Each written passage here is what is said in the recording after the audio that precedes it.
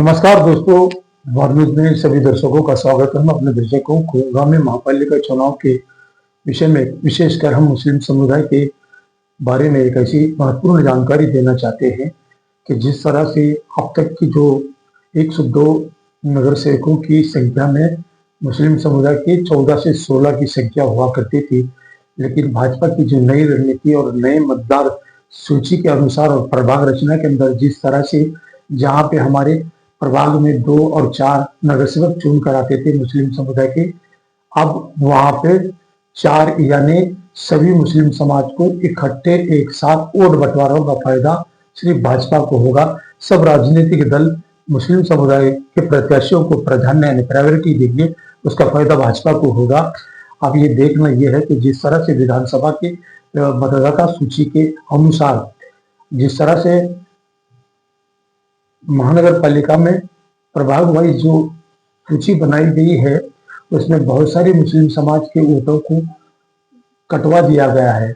Number 1, सबसे महत्वपूर्ण बात मैं आपको बताना चाहता हूं कि प्रभाग क्रमांक 20 के अंदर जो 70 से 75% मुस्लिम समुदाय आता है, लेकिन उन्होंने एक ऐसी रणनीति बनाई कि जो सहारा और आसरा में रहने वाले लोगों को नई जिंदगी का बूथ केंद्र दिया गया ताकि वो मतदान कर न सके और वो वंचित रहे मतदान से, ताकि मुस्लिम समुदाय की जो वोट प्रतिशत तो वो घटाने का भी प्रयास किया गया है। ये भाजपा ने जिस तरह से एसआर के नाम पर यानी स्पेशल इंटरवेंशन डिवीजन के नाम पर चुनाव आयोग आज भाजपा की कठपुतली बना हुआ है, जिस तरह से दर राज्य में वो विशेषकर मुस्लिम समुदाय को निशाना बनाया जा रहा है। तो इस बार जो मुस्लिम समाज की वोट बंटवारों का फायदा सबसे ज्यादा भाजपा को होगा। एमआईएम में मुस्लिम समुदाय को देगा, राष्ट्रवादी कांग्रेस अजित पवार गढ़ भी मुस्लिम समाज को देगी, शरद पवार भी कांग्रेस को देंगे और उद्धव ठाकरे भी कांग्रेस को देंगे। अगर उद्धव ठाकरे न भी जाए तो एकनाथ शिंदे के लोग भी मुस्लिम समुदाय को देंगे, कांग्रेस भी मुस्लिम को देगी। इन बीच इसमें सबसे ज्यादा फायदा किसको होगा, ये मुस्लिम समुदाय को सोचना पड़ेगा, क्योंकि इस बार की जो लड़ाई है मुस्लिम समाज के जो 14 से 16 नगर सेवक चुन कर आते थे, अब वो 4 आंकड़े भी पार कर पाएगी ये भी बताना असंभव है, यानी मुश्किल नजर आ रहा है।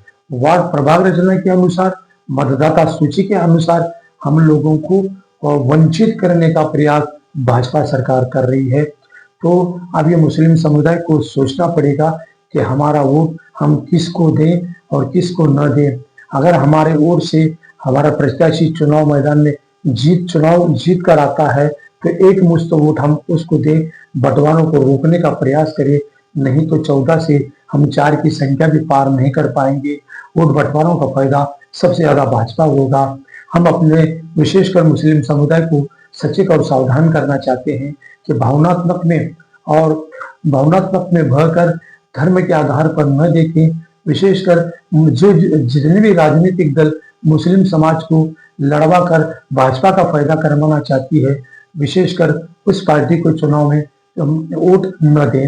यानी हम अपना आकलन वार न्यूज ये अपने दर्शकों को विशेषकर मुस्लिम समाज को आगाह करना चाहता है कि जिस तरह से मतदाता सूची प्रभाग रचना जिस तरह से भाजपा ने अपने बलबूते जो बनाया है, तो उनकी पहले से ही वो तय माना जा रहा है कि वो 60 से 65 सीटें भाजपा के नगर सेवक चुन के आएंगे। इस बात से इनकार नहीं किया जा सकता। सतर्क रहिए, सावधान रहिए, सोच समझकर विचार कर अपना वोट दीजिए। धन्यवाद।